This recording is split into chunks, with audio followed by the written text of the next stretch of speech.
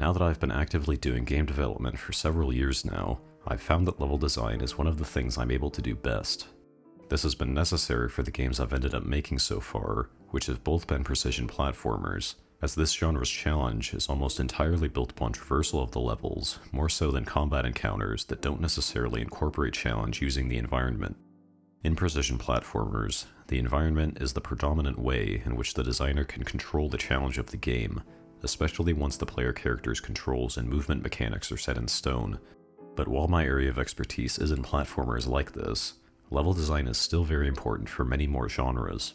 Even games that put focus on combat encounters can be greatly strengthened through putting thought into how levels are built and how the combat can be augmented by the environment in interesting ways.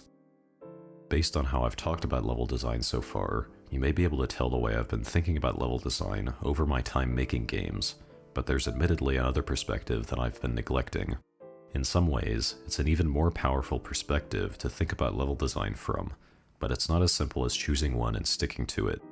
These two perspectives aren't mutually exclusive, and paying close attention to both can result in far stronger, more elegant design. Through this video, I hope to shine some light on both perspectives, while hopefully gaining some appreciation for that perspective I've neglected up to this point. So let's get into that. I'm going to start with the perspective that I've adopted and have the most familiarity with, which I'll call the mechanical perspective. You could think of this as the domain of the difficulty curve, as the goal of analyzing and making changes to levels based on this perspective is to increase or decrease the difficulty of any given level in service of smoothing out the difficulty curve of the entire game. In a general sense, obstacles are things in levels that cause a failure state when players don't approach them in an acceptable manner. Those obstacles can be changed, new obstacles can be added, and existing obstacles can be completely removed in order to change what approaches are acceptable. By looking at and changing your levels based on this mechanical perspective, alleviating both boredom and frustration in players becomes easier. I think the mechanical perspective is the most intuitive perspective to look at level design from, to the point where the description I just gave of it may feel redundant to many because of how intuitive it is. Because of this, I'm not going to bother going through lots of examples here. Instead, the reason I want to talk about it is because there are some unintuitive ways that the rules can be bent, as well as additional components of difficulty that shouldn't be conflated with the mechanical difficulty of the levels. Firstly, not every level in your game needs to be more challenging than the last, not just because subjectivity and differences in skill level across every player makes this an unattainable goal, but also because there are good reasons to lower the more objectively quantifiable difficulty of levels at key moments. Of particular note are levels that introduce new parts of the game, whether that be new controls, new level elements, or even just new non-gameplay elements that are important enough to demand a pacing break. You may have heard of the Mega Man principle of game design before, which states that new elements in a game should be introduced in a controlled environment that allows the player to become comfortable with that new element.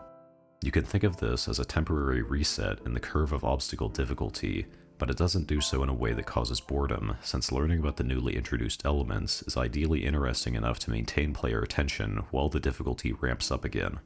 Chapter 5 of Celeste is a strong example of this principle in action, as the dash platforms are introduced in the first half of the chapter in large, mostly harmless sandboxes that allow the player to safely experiment with how this new level element works. Other than that, it should also be noted that difficulty can come from multiple different factors of level design. While I've mostly focused on the mechanical difficulty of obstacles, the difficulty of levels is also greatly affected by what punishment is inflicted on the player upon reaching a failure state. Levels can be made up of single obstacles, but they can also be made up of multiple obstacles that players must complete back-to-back without failing, which goes beyond testing just mechanical skill by also testing what I'll call endurance.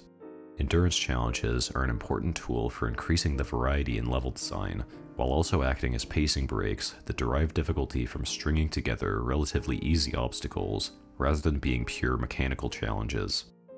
The third factor that difficulty can arise from is what I'll call puzzle elements.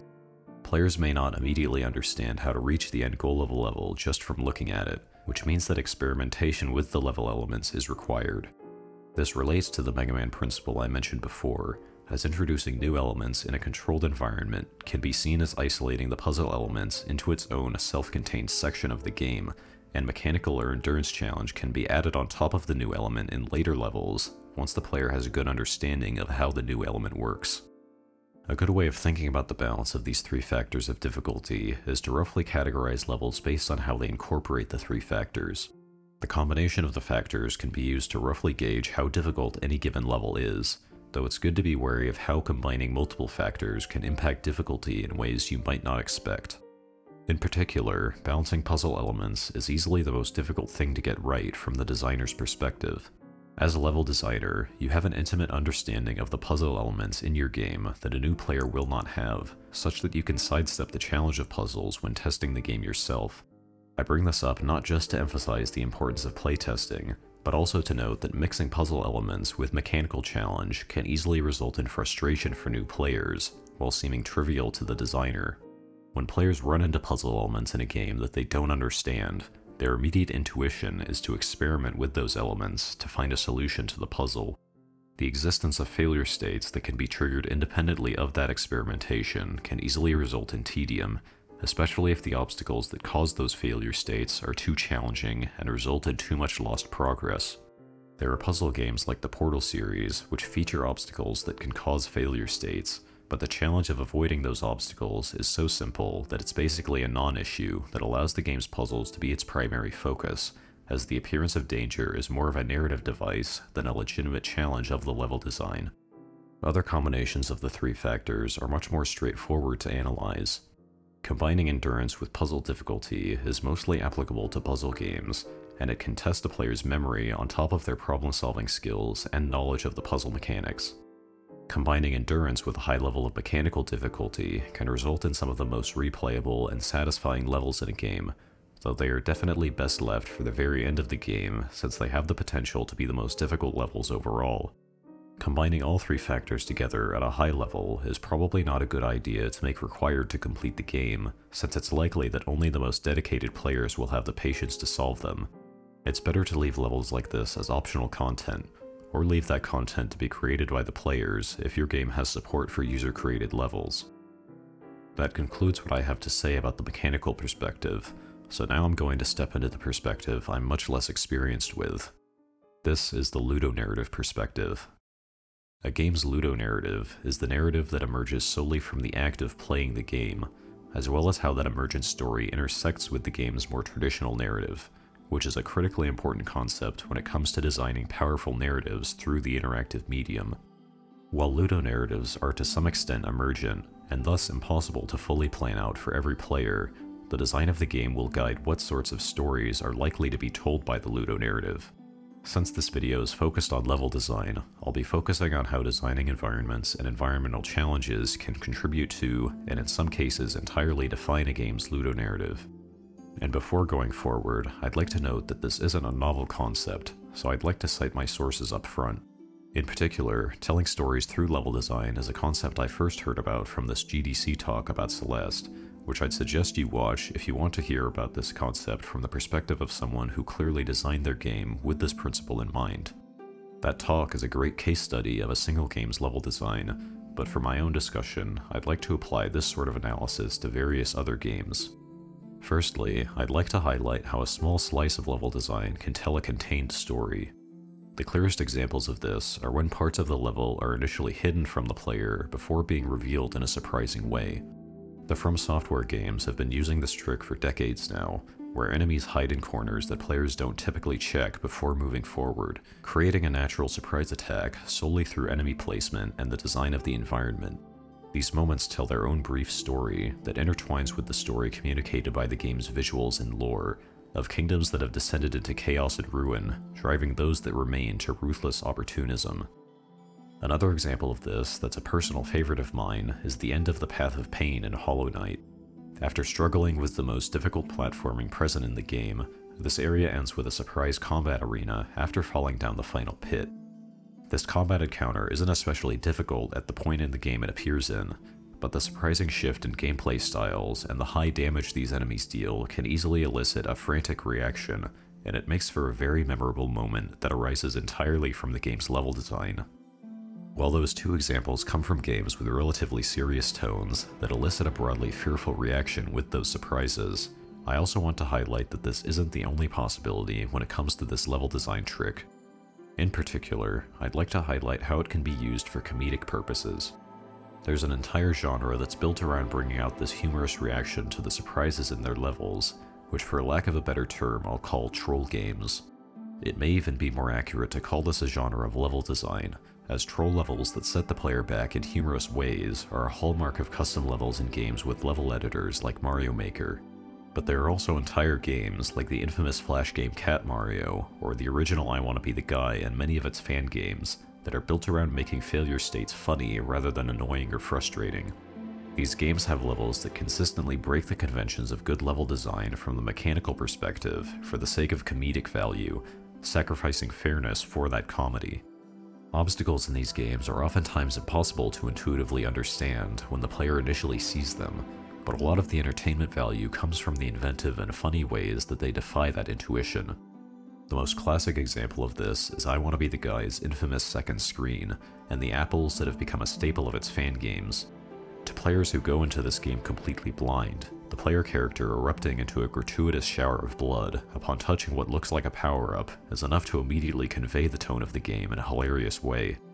Then the way in which some apples fall and others defy gravity and fly upwards to hit you as you go across the top of the screen continues to provide comedic value past the initial surprise of the apples being deadly.